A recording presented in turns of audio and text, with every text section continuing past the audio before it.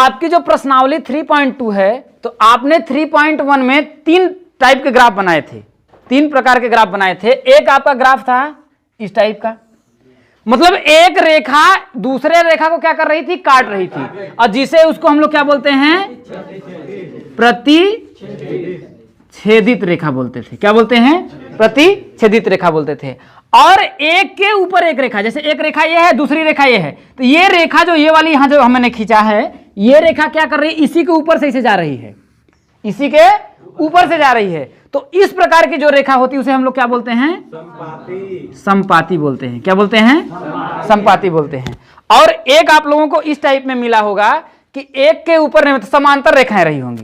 क्या रही होंगी आपकी, समांतर, एक हिसाब से ऐसे जा रही होंगी। तो ये तो समपाती हो गई, और ये क्या हो गई आपकी, समांतर हो गई। क्या हो गई, समांतर हो गई। अब आपको प्रश्नावली जो 3.2 में आपको समीकरण दिया रहेगा, और समीकरण को देख करके आपको यह पता करना है कि यह प्रतिच्छेदित है या समपाती है या समांतर है। इसको आप कैसे पता करेंगे, तो मान लेते हैं आपका 2 समीकरण दिया है। आपका दिया है a1x plus b1y plus c1, यही रहता है ना, स्टैंडर्ड फॉर्म उसका यही रहता है, ax प्लस by, 2 चर वाला है तो ax plus by plus c रहता है या z रहता है, यही रहता है ना। अब दूसरा जो आपका इक्वेशन है, मान लेते हैं आपका क्या है, a2x plus b2y plus c2, यही 2 चीजें हैं, कोई दिक्कत है। अब जब इतनी चीजें आपके आ जाती हैं, तो इसको आप लोगों को कैसे जज करना है, कैसे आप पता करेंगे कि ये प्रतिच्छेदित हैं या समपाती हैं या समांतर हैं। क्योंकि अगर ये प्रतिच्छेदित होंगी तो इसका केवल और केवल कितना हल निकलेगा, एक हल निकलेगा। मतलब कि इसका ये मतलब होता है कि ये जितने बिंदुओं पे काटेंगी उतने इसके क्या निकलेंगे, हल निकलेंगे। तो अगर ये प्रतिच्छेदित कर रही है, एक रेखा यहां पर आ रही है, एक रेखा ऐसे चली जा रही है, तो ये कितने बिंदु पे काट रही है, एक बिंदु पे काट रही है। तो जब ये एक बिंदु पे काट रही है तो इसके कितने हल निकलेंगे, एक हल निकलेगा। और जब ये समपाती है, समपाती है तो ये कितने बिंदुओं पे काट रही होंगी, जरा बताइएगा भाई। अनंत बिंदु, देखिए ये बिंदु हो गया, ऐसे ऐसे बिंदुओं से बनकर होगा, ये हुआ। अब इसी के ऊपर एक रेखा और हो गई थी भाई, इसी से टच करते हुए न जाने कितने अनंत होंगे, तो इसके कितने हल होंगे, अनंत हल होंगे। और ये एक दूसरे को काट रही हैं क्या, नहीं काट रही हैं, तो क्या इसका हल संभव है, इसका हल संभव नहीं है। तो यही हमें पता करना है कि वो प्रतिच्छेदी होंगी तो एक हल होगा, यदि समपाती होंगी तो अनंत हल होगा, और समांतर होंगी तो उनका हल संभव ही नहीं है।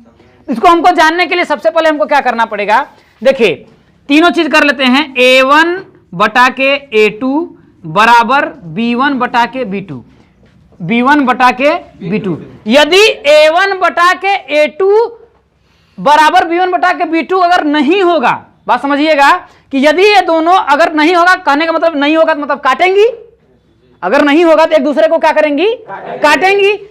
और a1 बटा के a2 बराबर b1 बटा के b2 अगर नहीं होगा तो वो क्या होंगी, प्रतिच्छेदित होंगी। तो सिंपल बात, उनका कितना हल होगा, एक हल होगा। कितना हल होगा, एक हल होगा। और यदि वह समपाती होंगी, इसका मतलब कि a1 बटा के a2 बराबर b1 बटा के b2 होगा, तो क्या होगी आपकी, समपाती होंगी। और समांतर भी होंगी यदि a1 बटा के a2 बराबर b1 बटा के b2 होगा। अगर आपको ऐसा कंडीशन आ गए जाए कि a1 बटा के a2 बराबर b1 बटा के b2 भी मिल गया, और a1 बटा के a2 बराबर b1 बटा के b2 दोनों मिल गया, तब अगर अब कंफ्यूजन हो गया ना कि ये समांती होंगी, समपाती होंगी के समांतर होंगी, तो इसको कंफर्म करने के लिए अगर यदि ये समझने की कोशिश करिएगा, यदि ये भी अगर आपका c1 बटा के c2 जो है, c1 बटा के c2 भी अगर वो बराबर होगा तो क्या होंगी, समपाती होंगी। और यदि c1 बटा के c2 अगर आपका बराबर नहीं होगा तो क्या होंगी, ये बात समझ में आ गई, कोई दिक्कत है। यदि आपका अगर वो समपाती, देखिए सिंपल बात, a1 बटा के a2 बराबर b1 बटा के b2 यदि नहीं होगा तो वो क्या होंगी, प्रतिच्छेदी होंगी। यदि a1 बटा के a2 बराबर b1 बटा के b2 अगर होगा तो वो समपाती भी हो सकती है और समांतर भी हो सकती है, इस बात का ध्यान रखिएगा। तो ऐसे सिचुएशन में आपको फिर c1 बटा के c2 देखना है कि क्या ये तीनों कहीं अगर बराबर होता है तो क्या होंगी, वो समपाती होंगी।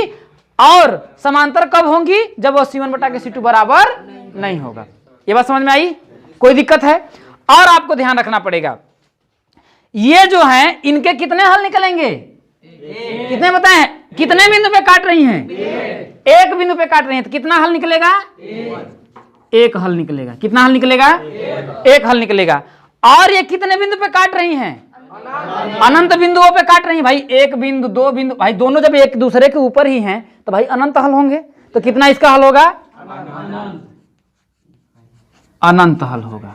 कितना हल होगा? अनंत हल होगा। और ये क्या होगा? कितने बिंदुओं पे काट रही हैं? ये काट ही नहीं रही हैं, तो इसका लिख देंगे हल संभव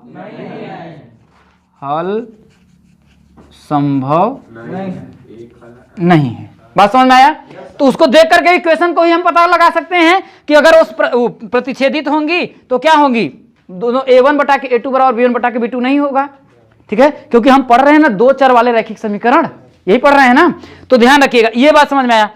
और ये क्या होगा? संगत निकाय होगा कि असंगत निकाय होगा?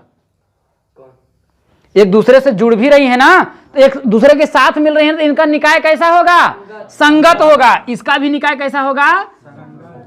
संगत निकाय होगा। क्या होगा आपका? संगत निकाय होगा। और ये भी मिल रही हैं तो क्या होगा? संगत निकाय होगा। इनका भी निकाय कैसा होगा? संगत निकाय होगा। और ये मिल रही हैं क्या?